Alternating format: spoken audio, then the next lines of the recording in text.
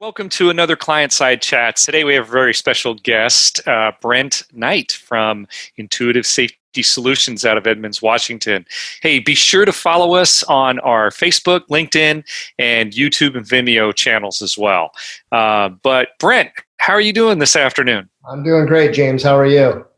Doing well. I just got done with the ASSP Virtual Safety 2020 Professional Development Conference, and it was pretty good. Actually, surprisingly good for something that was virtual. But that kind of leads us to this whole thing, which is the whole reason why this even became virtual. Usually you and I see each other at these events, and it is a pleasure to see you at least virtually as we can. But it's certainly the COVID situation that led to this whole thing. So, hey, kind of give us an idea, a little bit about what you do with your company and how the COVID situation has affected you guys so far. Yeah, absolutely. Before I jump into that, I'd like to share that through ASSP, I sit on the Consultant Practice Specialty group on the steering committee, and we had a virtual cocktail party as part of Safety 2020 last night. And I think we had about 35 people show up to a Zoom virtual cocktail party, which was actually surprisingly fun, and it worked out really well. That's great. That's great. Well, good. Heck, I have to join in on those next year. So if we're doing this all virtually. So, yeah. So our company, Intuitive Safety Solutions, I think we're probably up to about 70, maybe a little over 70 employees now. And obviously this year's been trying for everybody. We just aren't quite seeing things work out the way that we expected in January. So we've had to change course just a little bit. Now, we primarily cater to the construction sector, and we provide health and safety resources for construction projects and then consulting into construction. So we've stayed fairly busy. A lot of our clients have been categorized as essential businesses, and those that haven't, it seems like the phase one, and I know we're in phase 2 and 3 in Washington now. This is my dog Winston walking in, everybody. Sorry about that.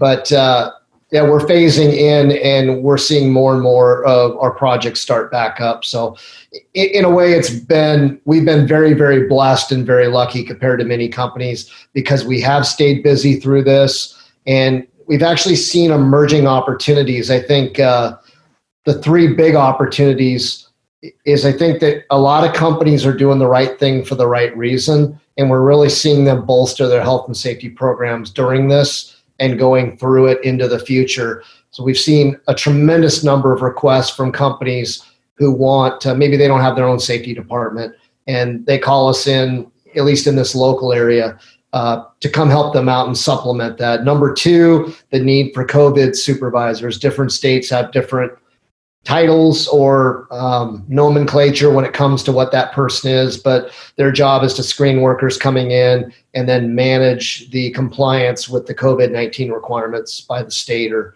whatever regulations are following. So there are 2 big opportunities. And then thirdly, I think there's such an emphasis on building infrastructure right now that we've just seen a continuation in growth in the construction sector. So again, we've been very blessed, very lucky. We're continuing to grow through this, and we'll have a year that may surpass last year even. That's fantastic. And I know the value of safety is really elevated with this pandemic and how it's affected our businesses, because the whole idea is to project and not just project, but really define confidence and elevate that confidence for our employees and customers. So did you guys run into any issues with regard to getting supplies that you might need, or developing any kind of on-site protocols, and getting some of that pushback that sometimes happens in from the safety perspective? Sure. As everybody probably knows, when this outbreak first occurred, and we were chasing our tails trying to figure out what to do as a nation, it became illegal for safety suppliers to sell N95 respirators. And I think even beyond that, even your filtering face piece, half mask, full face, whatever it may be, they couldn't sell it anymore. It was all dedicated to healthcare. So we couldn't get anything. We couldn't get gowns, face shields, gloves, respirators. Luckily, our clients provide a lot of that, and they were able to get it.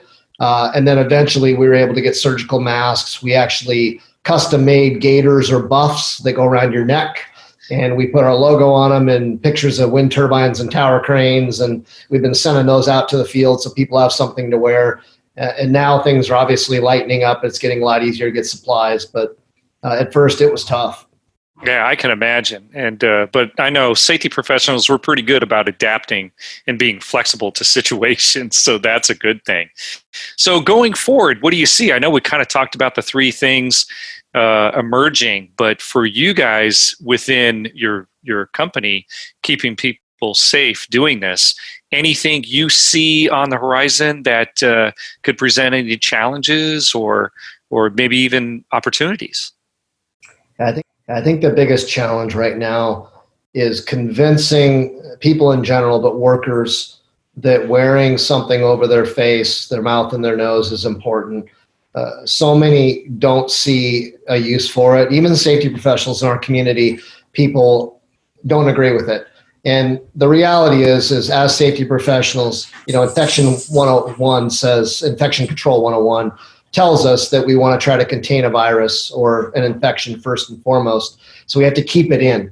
And having actually had the virus back, I think we picked it up at Disneyland in February. My whole family went through it in early March. We've experienced it. We understand the virus very intimately.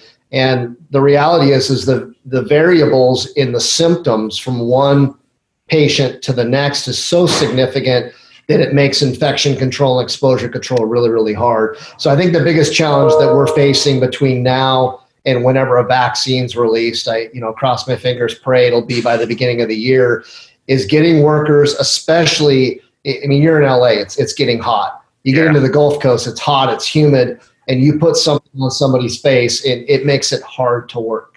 And getting people to remain diligent about doing that through all the frustration that we're seeing from them, that's going to be our biggest challenge. I can appreciate that, and you're very right.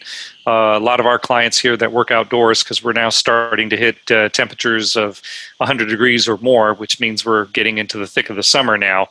Yeah, you're very right. They're all starting to complain about this thing. So, wow. But I, like you, can appreciate the effectiveness of what that can bring. I think, firsthand what this is like to endure.